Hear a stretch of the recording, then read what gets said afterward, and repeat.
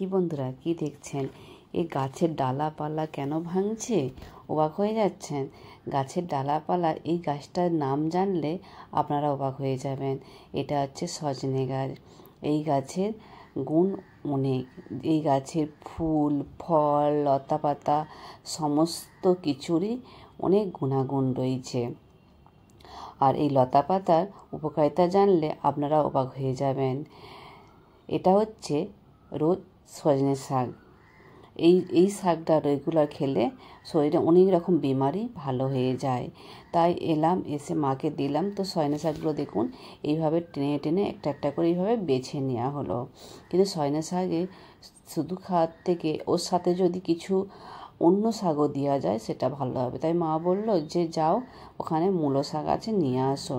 তো আমি গেলাম, যে মূলো শাকও নিয়ে আসলাম। পুরো বড় ভিডিওটা দেখাতে পারলাম না, তাই ছোটো করে একটা ভিডিও বানিয়ে আপনাদের সাথে শেয়ার করছি।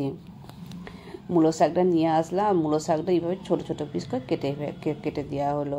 শাকটা না, সজনে শাকটা বেশি পরিমাণে আছে আর মূলো শাকটা একদম অল্প পরিমাণে আছে।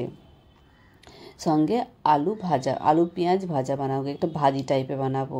এই ভাজিটা আপনারা হয়তো দেখেছেন বা কোনোদিনও খেয়েছেন নাকি জানি না, বা একবার বানিয়ে খাবেন, দেখবেন খুব টেস্টি লাগে। রুটি পরোটার সঙ্গে এই ভাজিটা খুব ভালো লাগে, এই আলু পেঁয়াজ ভাজিটা। তো এখানে আলু পেঁয়াজ ভাজি আর বানাবো ফুলকপির ঝোল। তো আমি পুরো ভিডিওটা বড় করে দেখাতে পারবো না, তো আমি ছোটো করে আপনাদের দেখাবো।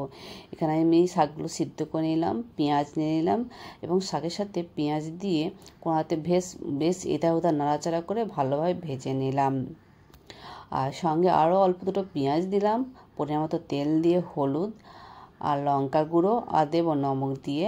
আর আলুগুলো ভেজে রেখেছিলাম, তো সেই ভাজা আলুগুলোর সাথে একসাথে মিক্স করে বেশ নাড়াচাড়া করে এটা একটু হালকা তিখা তিখা লাগবে আর খেতেও টেস্টি লাগে।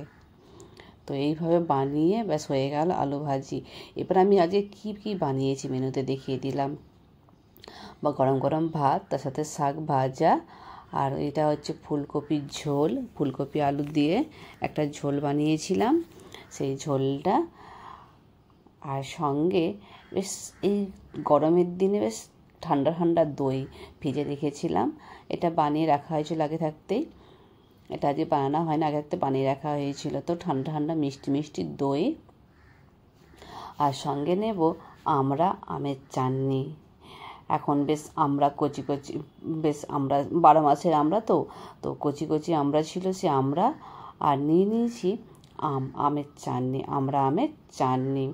বন্ধুরা, ভিডিওটা কেমন লাগলো অবশ্যই কমেন্ট করে জানাবেন। আর রাধে রাধে, ভালো থাকবেন, সুস্থ থাকবেন।